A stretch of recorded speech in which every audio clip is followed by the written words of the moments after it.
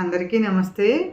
రాముడికి రావణాసురుడికి యుద్ధం జరిగిన తర్వాత రావణాసురుడు చనిపోయేటప్పుడు రాముడితోటి ఇలా అంటాడటండి, రామా నేను నీకంటే అన్ని విషయాల్లో చాలా గొప్పవాణ్ణి అని చెప్తాడట.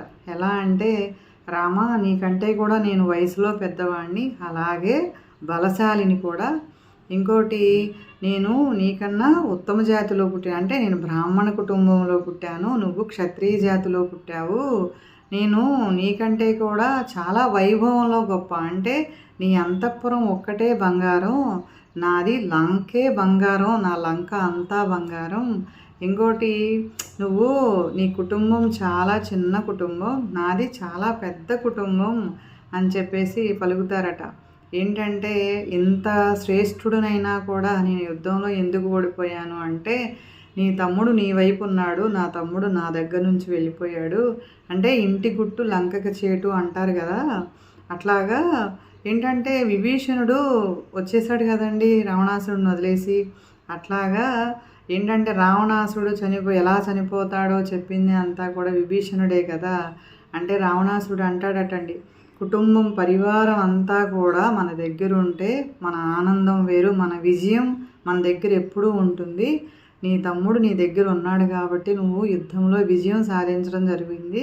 నా కుటుంబం నా పక్షాన లేదు కాబట్టి నేను యుద్ధంలో ఓడిపోయాను రామా అని చెప్పేసి రావణాసురుడు చెప్పాడటండి. నిజమే కదండి, మన కుటుంబం వాళ్ళు మనకి అండాదండగా ఉంటే మనకేంటంటే ఒక సపోర్ట్ కదా. మన అన్న, అక్క, చెల్లి, తమ్ముడు అందరూ మనతోటి ఉన్నారు అన్న భరోసా మనకి ధైర్యాన్ని ఇస్తుంది కదా. ఏంటంటే రావణాసురుడు అన్నీ లూజ్ అయ్యేటప్పటికి యుద్ధంలో ఓడిపోవడం జరిగింది. నిజంగా మనం కూడా రావణాసురుడిలాగా మన దగ్గర ఎవరూ లేకపోతే మనం కూడా ఒక్కొక్క విషయానికి నిరుత్సాహం వచ్చేస్తుంది కదండి. నిజంగా పెద్దలు అంటారు కదండి, కలిసి ఉంటే కలసి సుఖము అని చెప్పేసి. ఎన్ని పొరపచ్చులు ఉన్నా కూడా కొన్ని విషయాలు ఏంటంటే ఈగోలు అవన్నీ చంపుకుని అందరం కలిసి ఉంటే అదొక రకమైన స్వేచ్ఛ. ఇంకోటి ఏంటంటే బాగుంటుంది కదా, మనోధైర్యంగా ఉంటాం కదా. నిజంగా ఎన్ని ఉన్నా కూడా అన్నదమ్ములు, అక్క చెల్లెళ్ళు కలిసి ఉండడానికి ప్రయత్నం చేద్దామండి. నిజంగా ఈ వీడియో నచ్చితే తప్పకుండా లైక్ చేయండి, షేర్ చేయండి. Thank you. మీ రజని. సబ్స్క్రైబ్ చేయండి.